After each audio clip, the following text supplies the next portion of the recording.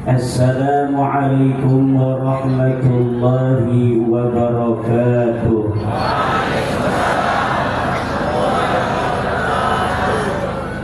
Alangkah indahnya pada siang yang berbahagia ini, Pondok Pesantren Al-Huda mengadakan acara khatmil Quran wal kutub untuk anak-anak Pondok Pesantren Al-Huda dengan mengundang para alim, mengundang para yai, wabil khusus guru besar dari Kebumen Yai Wahid Mahfud. Tentunya kita yang hadir pada hari ini karena berkumpul dengan orang alim, para yai, akan juga mendapatkan keberkahan dari beliau-beliau. Amin. Syahidallahu annahu la ilaha illahu wal malaikatu wa ulul ilmi qa'iman bil qisti. Di dalam ayat ini Allah berikan sebuah isyarat. Asyarallahu fi hadhil ayah bahwa sesungguhnya orang alim berada di susunan ketiga setelah Allah, malaikat, di dalam bersaksi bahwa sesungguhnya tidak ada Tuhan yang wajib disembah dengan hak illallah kecuali Allah. Setelah Allah yang bersaksi bahwa tiada Tuhan kecuali Ia, maka Allah rattaba nafsahu bil malaikah. Wal malaika yang kedua adalah orang-orang atau makhluknya yang bersaksi. Syahida ay hakama wa'takada. Hakama lillah wa'takada liulil ilmi. Hakama Allah subhanahu wa ta'ala bi annahu la ilaha illa huwa. Wa'taqada ulul ilmi bi annahu la ilaha illa huwa. Tidak ada Tuhan yang pantas disembah, yang bisa memberikan manfaat, yang bisa memberikan madarat, illallah, kecuali Allah. Betapa orang alim tinggi derajatnya di mata Allah dengan mentertib setelah dirinya Allah, kemudian malaikat, dan yang ketiga adalah ulul ilmi, orang yang punya ilmu. Siapa ulul ilmi? Kata Syekh Nawawi At-Tanara Al-Bantani di dalam kitab Tafsir Marah Labid, ulul ilmi humul ladhina arafu wahdaniyatallahi ta'ala bidalailil qati'ah, yaitu orang-orang yang mengetahui wahdaniyatnya Allah bidalailil qati'ah, dengan dalil-dalil yang pasti, dengan dalil-dalil yang qat'i. Itu namanya ulul ilmi, alladzina arafu wahdaniyatallahi bidalailil qati'ah, orang-orang yang ma'rifat, orang-orang yang memahami bahwa Allah itu tunggal bidalailil qati'ah. Dalailil qati'ah ini ada dua. Pertama adalah dalilul tamanu' dan dalilul fitri. Dalilul tamanu' adalah seperti firman Allah, "Lau kana fihima alihatun illallah la fasadata." Kalaulah di langit dan di bumi ini ada Tuhan selain Allah, maka rusaklah langit dan bumi. Ini namanya dalilul tamanu'. Tidak mungkin Tuhan itu dua. Yang satu mana'a akhara, yang akhara mana'a sahibatu.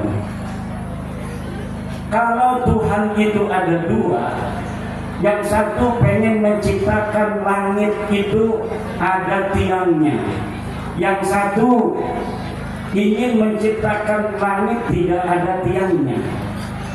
Maka ketika langit sekarang tidak ada tiangnya, maka yang menginginkan langit ada tiangnya berarti bukan Tuhan. Kalaulah Allah itu, Tuhan itu ada dua, yang satu ingin bumi ini bulat, yang satu ingin bumi itu datar. Kenyataannya sekarang bumi adalah bulat, maka Tuhan yang menginginkan bumi ini datar berarti batal dia sebagai Tuhan. Itu namanya dalilul tamanu'. Dalil apa katanya? Dalilul tamanu'.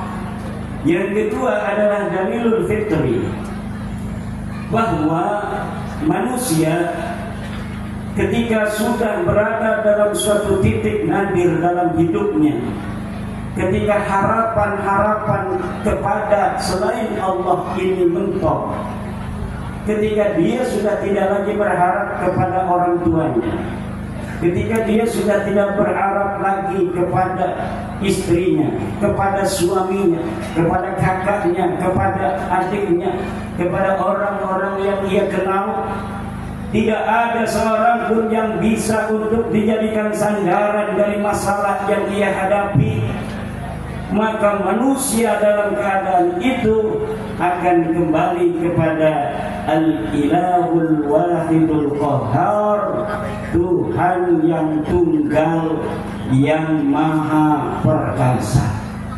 Itu adalah dalilul fitri, bahwa dia sebenarnya mempercayai adanya suatu titik di mana di titik itu ia membutuhkan sesuatu di balik realitas alam yang ia bisa nampak, bisa dilihat. Siapa orang yang dapat mengerti bahwa Tuhan itu satu? Hanyalah para ulama bisyahadah ay bil i'tiqad. Wajib kita mengetahui Tuhan itu satu, hukumnya wajib. Ala haddi qawlihi ta'ala fa'lam annahu la ilaha illallah.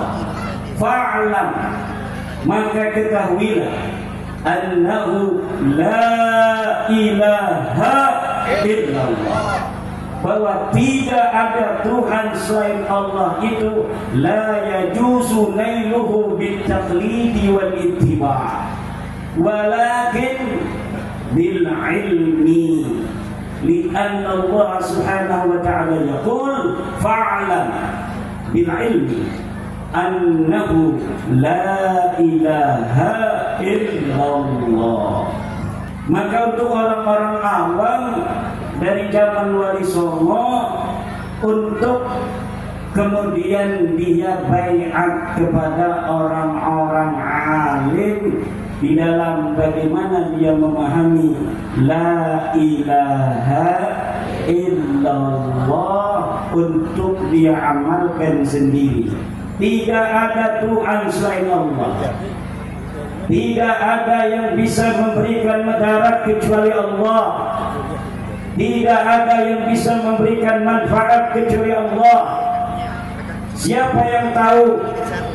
Alim, orang berilmu. Makanya Allah tempatkan al-ulama fi darajatis salisah, di dalam derajat yang ketiga.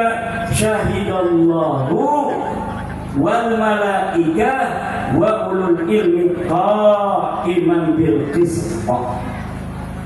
Tetapi ulul ilmi tidak bisa qa'iman bil qisti. Kenapa qa'imannya mufrad hal mufrad? Karena kembalinya menurut sebagian ulama kepada Allah. Yang qa'iman bil qisti hanyalah Allah. Al malaikah wa ulul ilm, dia tidak qa'iman bil qisti. Hada at-tafsir 'inda ba'd ulama. Kemudian Allah katakan, ini kita bicara tentang ilmu karena ada anak-anak kita supaya mereka menjadi orang-orang alim. Allah katakan, innama yakhshallaha min ibadihil ulama. Innama yakhshallaha, hanyalah ulama yang takut kepada Allah. Innama yakhshallaha min ibadihil ulama, hamba-hamba Allah yang di dalam hatinya ada ketakutan kepadanya hanyalah ulama. Ulama izdada ilmu izdadat khasyatuh.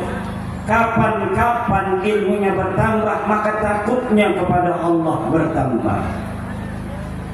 Bagaimana orang-orang berilmu disyaratkan sesuatu fi'lul qalbi yang namanya khasyah.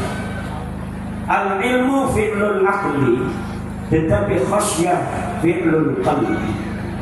Fi'lul qalbi, ketakutan kepada Allah, itu harus koheren, senada dan seirama dengan fi'lul aqli, yaitu ilmu. Orang yang banyak ilmunya, maka dia banyak takutnya kepada Allah. Setiap tambah ilmunya, maka tambah pula takutnya kepada Allah. Nabi mengatakan, al-ulama'u warathatul anbiya. Ulama adalah pewaris para nabi. Karena para ulama pewaris para nabi, nabi tidak diwarisi oleh anak-anaknya, tapi diwarisi oleh para ulama. Maka kiai kadang-kadang ilmunya lebih banyak diambil oleh santrinya. Para ulama, para kiai, kebanyakan ilmunya diambil oleh para santrinya daripada diambil para anak-anaknya. Pinter kiainya juga, anaknya dipondokin di tempat lain, karena supaya dia bisa mengambil yang banyak ilmu dari kiainya itu. Sementara kiainya mendidik anak orang, karena kiai itu ketika melihat muridnya, santrinya, ilmunya lebih dari dirinya, maka dia berbahagia.